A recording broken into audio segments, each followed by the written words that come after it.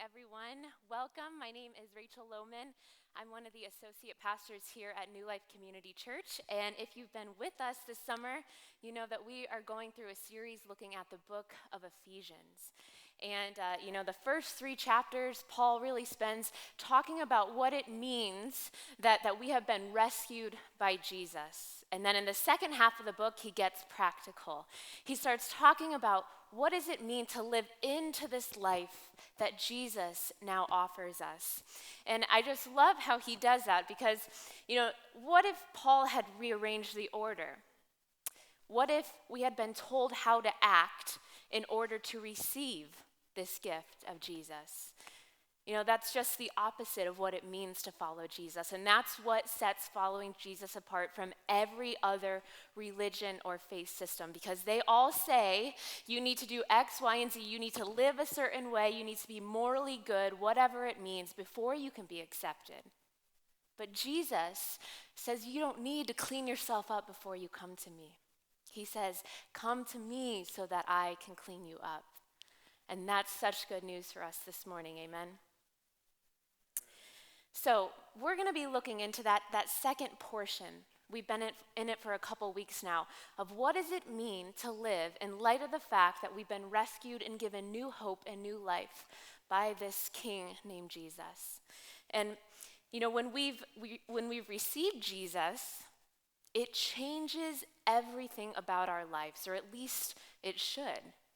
It's this sweeping transformation. And so the way that we think about hope changes.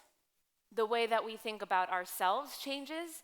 The way that we view those that we love, even our enemies, it changes. And with all of these changes, it's only natural and fitting then that our behavior changes. Yes. But why does it have to be your behavior? Why can't you just follow Jesus and get these perks sort of added to your life, but keep doing the fun things that you like on the side?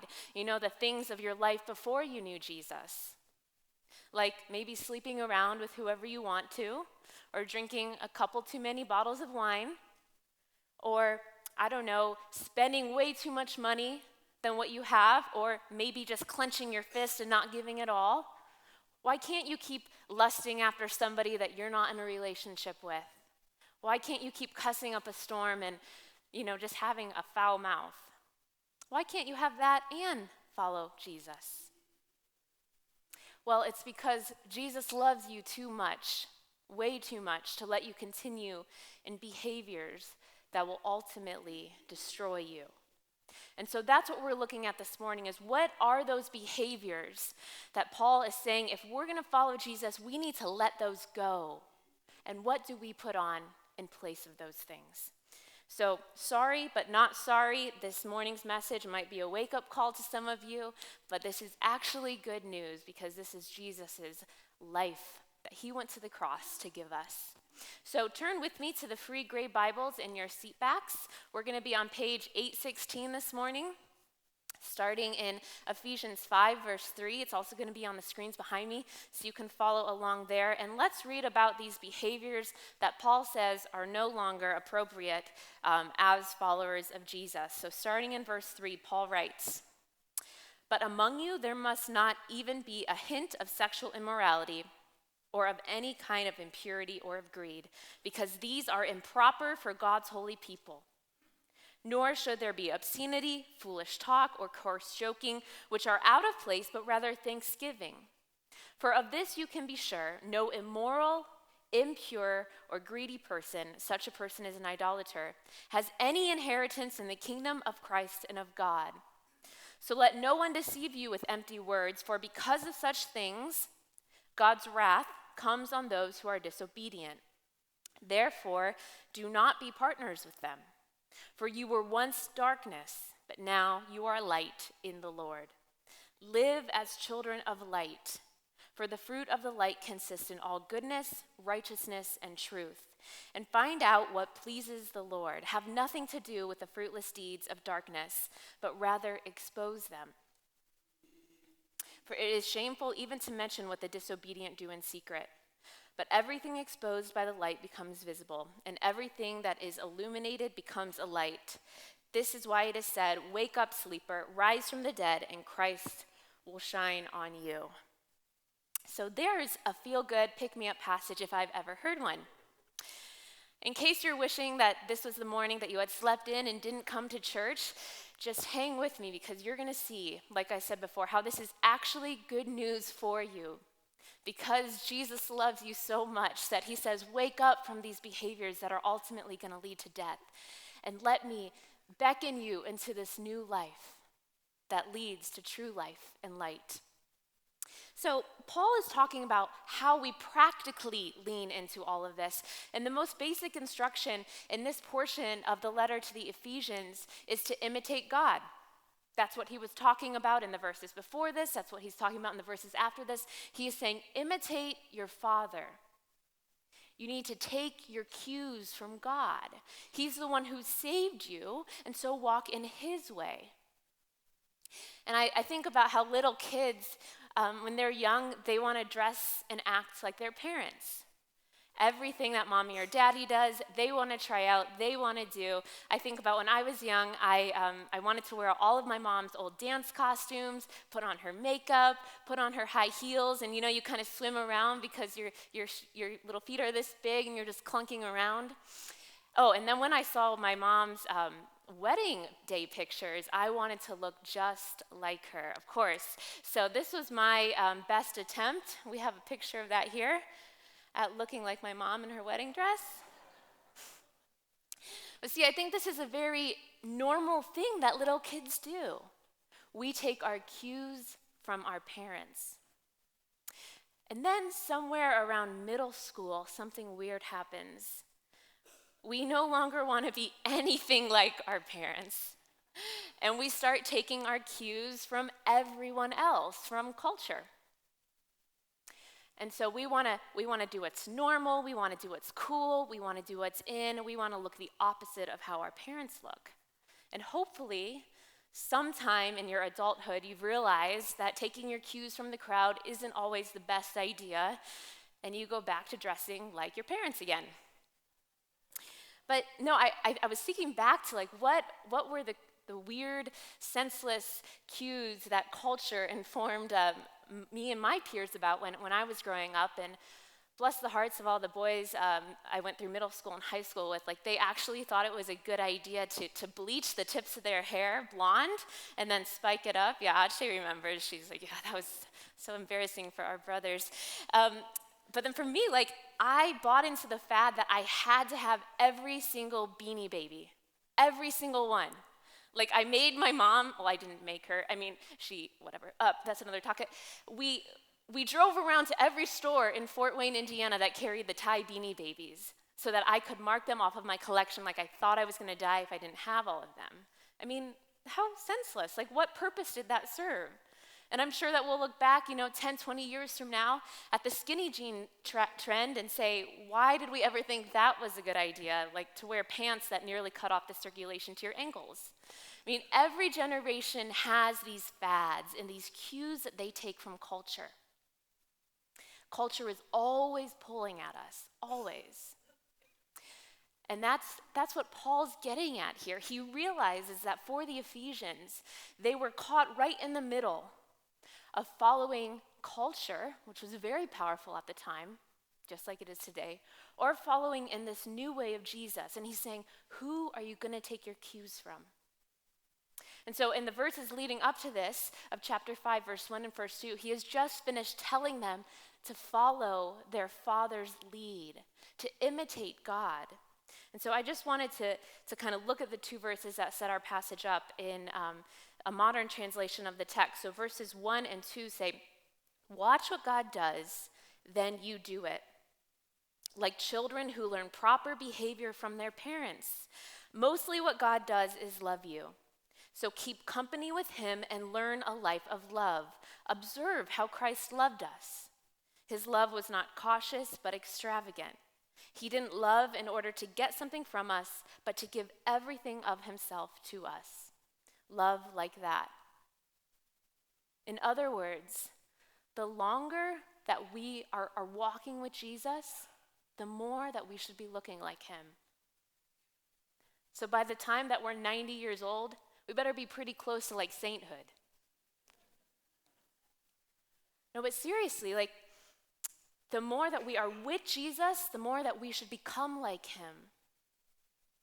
The more that we are talking with him and walking in his ways, the more that we should begin to act and love like he did. Is that what your life reflects? I mean, that's the question that we really need to be wrestling with every day, I think. And I think a lot of us would say, well, yeah, that's a great idea, and I want to become more like Jesus, but how do I know that I'm on the right track? Which is a great question. And Paul gives us the answer. In verse 3, he says it comes down to your behavior. What cues are informing your behavior? Cultures or Jesus' way? And so that's why we read in verse 3, his most basic instruction was that there must not be even a hint of sexual immorality or any kind of impurity or greed among you, for these are improper for God's holy people. Now that may seem like impossible, or like a calling that is just so high that we can't ever attain it, so we just might settle for a little watered down version of that command. And then wonder why we don't look and love and act like Jesus. See, in the first century world, when Paul was writing this letter to the church at Ephesus, their culture was dominated by sexual immorality. I mean, they worshiped this goddess named Artemis, and she was a goddess of sexuality and of freedom and of infertility, and they worshiped her. Like the pull for sexual activity there was just crazy. And Artemis, her followers, they were very devoted to her. They would do some pretty insane things when they would make their way to the temple. Like men would have sex with their slave girls. There was incest. Men would castrate themselves just to show her a sacrifice, to make her an offering so that they may achieve greater sexual freedom. You knew in that time who worshiped Artemis. Her followers were marked. It was just further proof that we become like who or what we worship. And so this is the culture that the Ephesians are living in. They're living in a culture that has elevated sex to be the ultimate, but has also twisted and abused sex. Sounds a little bit like 2017. And so Paul's first point here is that there must not be any sexual immorality among you. And the word that he uses in the Greek there is porneia, which translates into sexual immorality, which is the root word for pornography that we have today. And so sexual immorality would be any sort of sexual activity that happens outside of a committed, lifelong marriage between a husband and a wife. So that would include things like porn and lusting after another man or a woman. Even if you don't act on it, that would include extramarital affairs, that would include sleeping around, having sex outside of marriage. You get the point. Paul's saying there must not even be a hint of this. And then he goes a little further. He's saying, no impurities among you and no greed. And greed, if you had to sum up this passage, I think in one word, it would be greed. Avoid greed of any kind. And at first when I read that, I thought, well, that's just usually a word that's associated with money. But if we look at greed in its real definition, it simply means desiring more and more and more of something. We just usually associate that with more money. But Paul is saying that no, greed is at the heart of all of these issues, all of this immorality. It's greed. It's you desiring more and more and more of something. So for some of you, greed is at the issue of what causes you to overeat. To have more food, desiring more comfort or whatever it is that you get from food. Kind of like, and he gave me permission to use this example. Last week, Dion brought some potato balls from Porto's into my office. Bless you. And Mark was sitting there, and he had 1 potato ball, 2 potato balls, 4 potato balls, 5. I was like, are you going to stop anytime soon, love? And I think we often get in this rhythm of we don't even realize what's consuming us. I mean, greed is what also causes you to binge watch Netflix, which is actually a trend. Greed is what says, no, you can't just watch one episode, you need to watch 20 and spend all day doing it. Greed is the same thing that tells you that no matter how much money you have, that you'll never have enough to live generously or to bless other people. Greed is what tells you that you have to have the newest Kate Spade handbag, that you are just gonna die without it, you have to have it. Greed is what says, I have to have more and more of this ideal. Whether it's the perfect body, the perfect home, I have to spend all my money on new furnishings, on a new car, on a new face, whatever it is, until I achieve that ideal. Greed is what tells you that your spouse isn't enough to fulfill your desires, and so you have to look for more outside of the bounds. Greed is a liar. And greed needs to be called out, brought to light, and corrected. And Paul gets how serious greed is. And that's why he says in verse 5 that for of this you can be sure, no immoral, impure, or greedy person, such a person is an idolater, has any inheritance in the kingdom of Christ or of God. And I think we read this and we think, well, he can't really be serious about that. I mean, we know that like Jesus forgives our sins and our mess ups. And so we can sort of bank on that. And you're right, Jesus does offer us forgiveness. Praise God for that.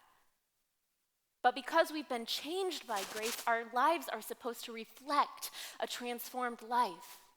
That doesn't mean that we continue to walk in our old ways and just abuse grace. What this means is that the more that we're following Jesus, the less we should be tempted and ruled by these desires of greed. And that's why Paul says that, there are real consequences to living this way. And we love to minimize that. That's why Paul's next sentence is, to let no one deceive you with empty words, for because of such things, God's wrath comes on those who are disobedient. And because we live in a culture that loves to minimize God's wrath and believe that it's not real and that we're somehow protected by it, people constantly try to tell us, no, it's okay. It's okay to spend that money that you don't have. It's okay to kind of sleep around on the weekend. It's okay to get high with us. It's okay to talk that way about somebody. They're never going to find out. We love to rationalize and minimize the things that we know are outside of how God is calling us to live. Because I think that we think of God as just a soft, loving, compassionate Father who wouldn't have any business laying down wrath. But it's actually the fact that God is good, that he has to do something about all of the hurt that sin causes his children and all of the destruction and pain that evil causes our world. I mean, I don't really think that we'd call him good if he just stood silently and watched this all go by and never did anything about it. God's wrath in the biblical sense, it's like a righteous indignation. It's God putting justice onto injustice, of righting the wrongs, of redeeming evil. And sometimes we get to glimpse that now. Even before he comes back to set this world to rights altogether, once and for all. Now, just to clarify here, Paul's not talking about God's wrath just being unleashed on somebody who has an occasional slip up. I mean, that is part of our sanctification process, is that God is going to be refining us through our temptations, through our struggles, through our sin. But like I said earlier, it's the hope, it's the goal that the longer we're walking with Jesus, the more we're becoming like him, the more we are putting on his behaviors and leaving behind our old ones. Does that make sense? So technically then we should be sinning less, we should be tempted less the longer that we've been walking with Jesus. That's not just some magic formula that happens. It's because instead of giving in to those desires of greed, We're surrendering them to God and saying, God, I need help with this. Please help me. We're in community who can hold us accountable. We're part of a church family who's there to support us. That's part of our sanctification. But who Paul is really getting at here are the people who called themselves followers of Jesus, but their lives didn't reflect it. Like they said, yes, I'm following Jesus right now, and I've kind of stepped into this family, but what you don't know is that I'm living the exact same way that I used to before I met Jesus Monday through Saturday. And I don't see a problem with that. He's talking to those who are unrepentant about their sin and who were trying to get others to join them. Paul's saying, no, wake up. If you're going to profess to be a follower of Jesus, do not show the world around you a cheapened life that he offers. He is so much more than that. We will become less like Jesus if what we are ultimately worshiping is some sort of behavior or object apart from him. And whether we realize it or not, before we knew Jesus, we were all enslaved to some form of idolatry, idols of some sort. And I think when we hear that word, it's just some old, archaic religious concept. But really what an idol is would be anything that you are putting first in your life in an unhealthy way. An idol is something that consumes all of your time. It's where your money goes. It's what you're thinking about all the time. How can I get more of that or further along to getting the ultimate of that, whatever it is? An idol is something that actually owns you. It might even be good things that are just elevated and made ultimate things. Things like your family. If that's where you're finding your ultimate hope and comfort, that's going to fail you eventually. Things like your job. If that's where your ultimate sense of security is, well, I know I got a good paycheck coming. I know every month I'm going to be able to pay my bills. I can live comfortably. That's ultimately going to fail you.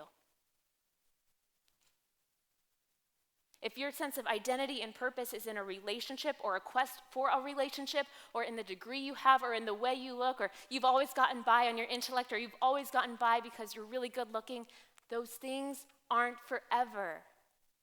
They are going to fail us. And they actually own us. And if you're here today and you don't know Jesus, I can totally get how you'd read a passage like what we have today and say, gosh, I would not want anything to do with that.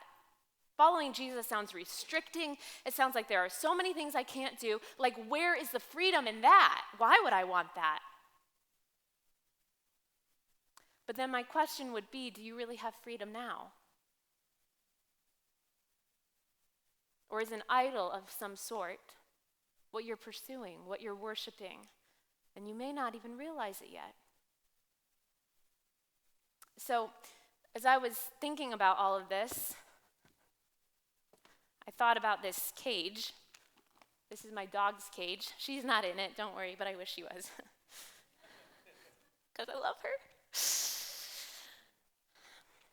So this cage, at some point in our lives, we've all been in this. Well, not this actual one. We've been in a place that we think we have freedom. But beyond that is a world of freedom that we have not even glimpsed. It's dark in here. I mean, there's not much light that comes in that cage. And I just think about Tessa, the first 6 months of her life, because she was an abandoned dog, she lived in a cage. That was all that she knew. Until one day I went to the little rescue shop and I paid a price. She was on clearance. She was $45, but we don't talk about that in front of her. I paid a price to get Tessa out of this cage of darkness and into light. Literally, took her outside, showed her the sunshine. I walked her across the street, and she was my dog now. She had a new name. She lived in a new house, and she had freedom. But with that came a retraining period. There were behaviors that Tessa had been accustomed to living in her cage life that were no longer appropriate for her new life. Like, she could go to the bathroom whenever she wanted and wherever she wanted because her cage was lined with newspaper.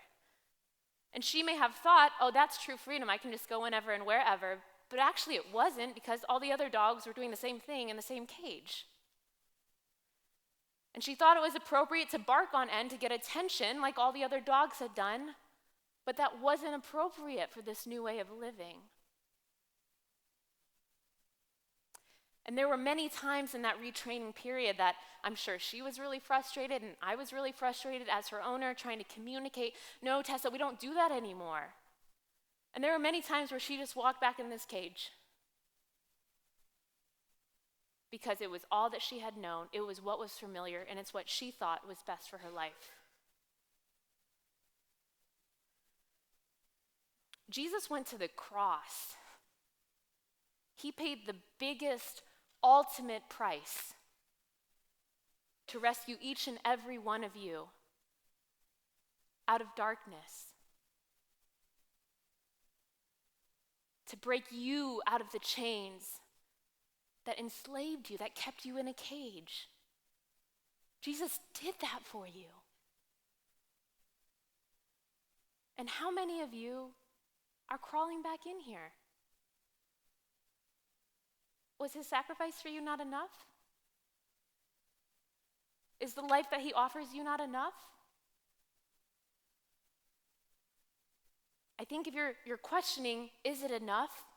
It's maybe because you haven't let him show you that he's enough. You've only given him access to this little part of your life, this one behavior. But you're keeping all of these other rooms dark, like your porn addiction, like your unhealthy relationships, like your greed. You have not let him into any of those. And you're wondering, is he good enough? Is he worth saying no to these things? I bet if you let him into all of your life, you'd quickly see that he's enough. See, when Jesus took each and every one of us out of our cage of darkness, and I'm sure some of you kicking and screaming and fighting and saying, no, I'm not going to walk through that cage, but he swept you up with his irresistible grace, and you couldn't resist it. And he carried you over that threshold from darkness into light, and he says, I've given you a new name. You are no longer darkness, you are light. Now start living like it. Like Paul tells us in this verse that we were darkness. He doesn't say you were like darkness or you kind of acted dark. He says, no, you were darkness. Like if you had a name tag, it would say, hi, my name is darkness. Until Jesus, he rescued us out of that, our deadness to our sin, the darkness that we were eclipsed by. We were asleep. That's why Paul says here, wake up. You guys have a new identity. You are light in the Lord. He has changed your name. He has changed your life. So why on earth are you trying to walk back into that cage?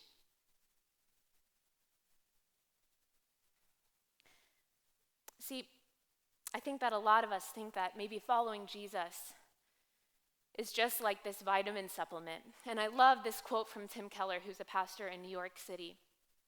He says that Christianity or following Jesus is not a vitamin supplement just to give you a little boost or a little more light for the way that you're currently living.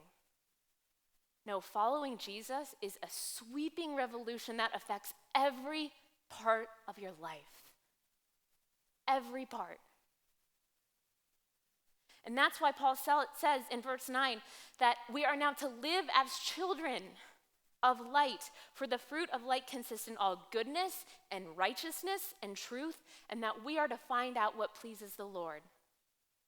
To have nothing to do with fruitless deeds of darkness, but rather to expose them. He says that it's shameful to even mention what the disobedient do in secret. He's saying we need to be so far removed from our old way of living that we are not tempted to go back into that cage that Jesus set us free from.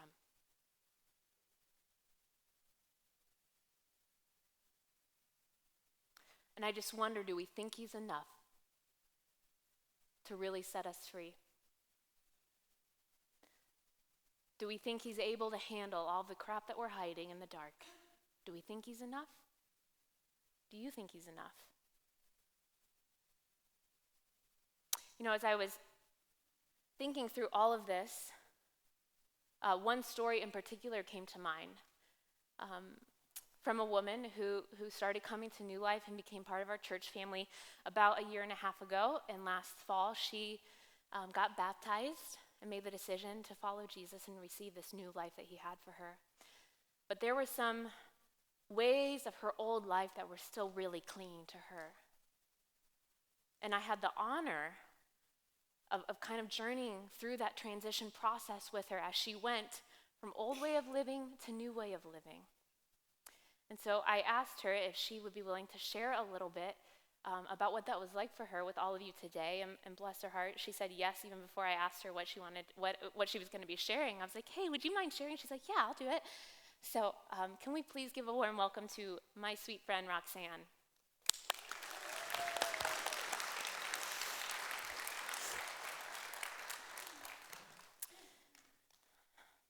So Roxanne, as I kind of shared briefly, when you started following Jesus, I'm sorry that you're crying. Do you need Kleenex? No. Okay. There was one part of your life in particular that you were still kind of caught up in some unhealthy old behaviors. Can you share with us what that was? Yes. Okay, so I had what this thing called, I think I had a dating addiction. I basically would just be in this really unhealthy relationships, and I knew it was not good for me, but I still did it because I couldn't live without it. I couldn't sleep without it. I was just so clinged on to it. And it was because of my dad, but that's a different story. um, so I just couldn't stop. Like, I kept doing it, and I felt like I wasn't going to survive without it. And then there was a part, after you were baptized, I remember you telling me that you thought this was going to get easier, that you thought things were going to change. And then you shared that it actually got worse at that point. So what was it that happened that made you kind of realize that this is maybe an unhealthy issue and that you were ready to surrender it? Yeah, so after I got baptized, I thought I was just going to be okay. And then my picture showed up outside. And I was like, wow, I'm still living this really unhealthy life. I still would be in this really unhealthy relationships. And I got a text from you. I got a text from Mark. I got a text from half the people that cared about me. And they were concerned. And I felt like you were mad at me. I thought Mark was mad at me, but you guys were just really concerned about me. But you guys would ask me like, so how are you? And I would try to like not text you back because I knew I was doing something wrong. I was like, oh, I'm really busy. but really it's because I'm guilty. I didn't want to lie to you guys, and I knew that I was. So because I was still clinged on to that relationship. And then Roxanne finally responded to me, and she agreed to come talk with me. And just to check in, I didn't really know exactly what was going on, but I knew that there was something that I just needed to check in with her about. And so we talked, and what did you do after we had our talk? So right after we talked and I realized how unhealthy my life was, I scheduled an appointment for a therapist right away. And then I went to my life group. I did Rooted, and I started hiking so that I could just so I could have this thing so I can ignore that. And most importantly, I started praying. That was what I did to prevent that addiction from coming back in my life. And how has your life changed since that? I know it's only been a couple of months, but what are you experiencing now? Right after I took that unhealthy part of my life, I felt so free. I felt like I didn't have to walk in here and I would be able to look at you guys in the eye and say that I'm okay now. And it's not perfect. I still get those cravings, if that's what you call it. But when I look at my life now, I wouldn't want to go back in that cage again. Awesome. Well, I'm really proud of you, Roxanne. I thank you for being an open and honest testimony of what this sort of transition, sanctification, whatever you want to call it, phase looks like as we bring to light those old unhealthy behaviors that were part of our old life and say, no, I want to live differently now. And you are doing that. So we just applaud you and thank you so much for sharing. Let's give Roxanne a hand. Thank you.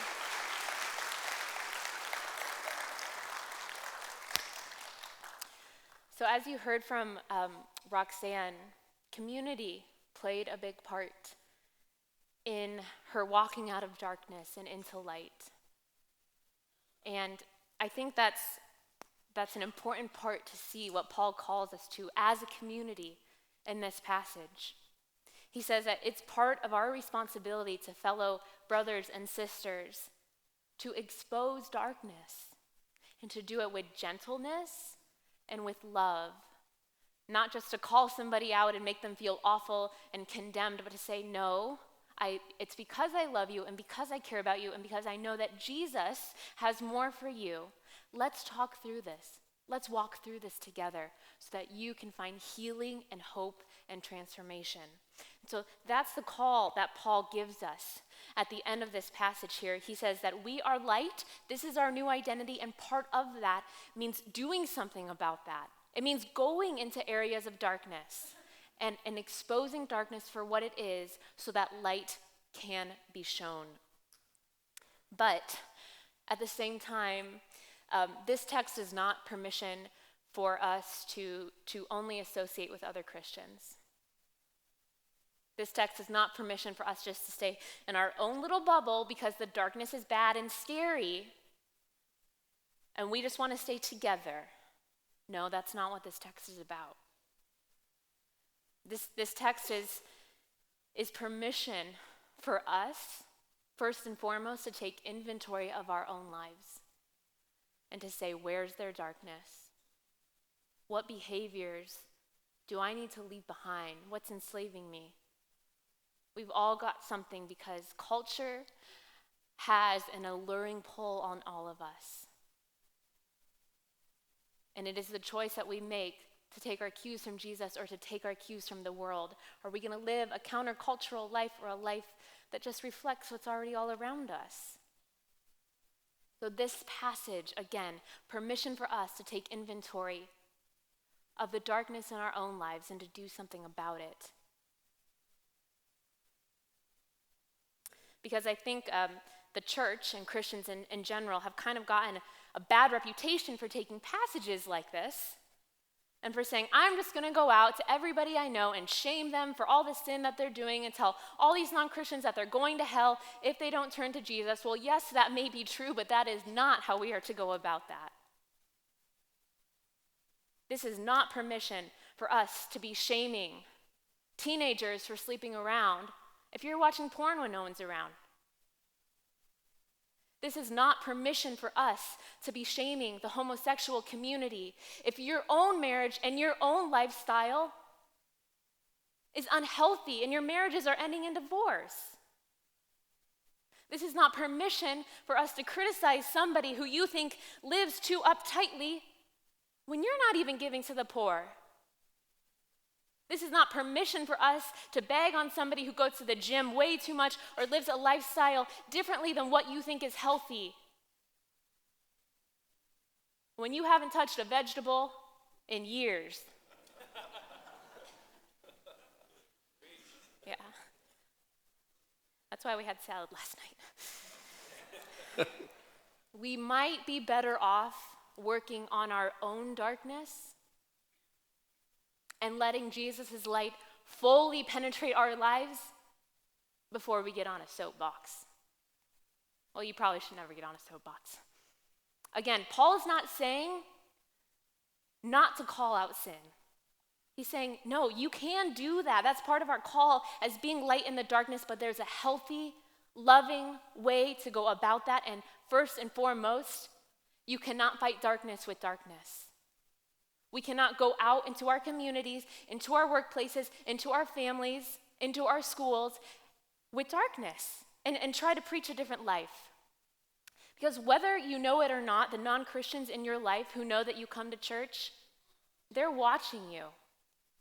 Even if they're atheist, even if they're agnostic, even if who knows what they are somewhat curious about what is this thing that you're talking about now. And so they are watching you. And they're looking to see, well, is there actually a better way than the way I'm living? I think that's a question that humanity is always wrestling with. Is there hope and ultimate purpose and light somewhere else? And how do I get that for myself? And what kind of witness are we going to be to them if the only thing that's changed about our lives in following Jesus is the fact that we get up a little bit earlier on a Sunday morning? If that's the biggest change that your life reflects from following Jesus, then we are simply taking darkness into darkness and we are doing nothing more. We are selling the gospel short. We are selling what Jesus did on the cross for us short. We are selling this new identity that we are now light instead of darkness. We are selling that short because we're just living the way that everybody else is living. And Paul is saying, no, you guys, wake up. We are called to something different. We are called to something better. We are called to something higher because Jesus paid the price to get us out of darkness. So we need to start living like that.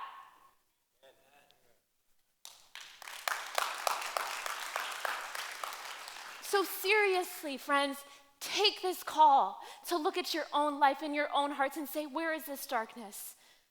Where is this greed really rooted in? And do I want to show light in this world, or am I just going to blend in? No, we need to go boldly into this world. We've got purpose, you guys. We are to be light in the darkness. And that means letting Jesus' light invade every area of our life. See, I love that Paul ends this passage by saying, this isn't just a checklist of all the things that you have to abstain from. Know this, know that, know that. No, he's saying in place of those things, put on other behaviors. How do we know what those are? We take our cues from Jesus. So instead of joining in your coworkers when they're talking smack about somebody, or your friend when they're degrading their spouse, or they're cussing up a storm or making sexist or racist comments, why don't you offer a different way? Why don't you say, I'm going to talk highly about God's creation and not degrade it anymore? If you're struggling with an addiction, even if you're embarrassed and you don't know what to do, get help for it. Find a support group, go to therapy. If you struggle with porn, install accountability software on your computer. There are things that we can be doing, and there are things that we should be doing if we remember the darkness that Jesus has set us free from. We should be pursuing this new life at all costs, not just when we feel like it. Do we want a sweeping revolution that transforms our life, or do we want to live one foot in this new way and one foot in this old way going nowhere? That's the call for us today. Do we want to crawl back into the cage of darkness, or do we want our life to reflect the one who saved it? Do you want to go back to your old ways of living, because they'll creep in if you're not taking proactive measures against them? Or do you want your life to reflect the one who saved it? See, light, it has this possibility for it to turn the very thing it shines upon into light also. It's what happened to you. There was a time when light came and shined upon you. Maybe it was a friend who followed Jesus that was in your life. Maybe you walked in here one day. Maybe you listened to a message online. Maybe you felt just God calling you on a freeway one day. His light shined upon you and turned you into light.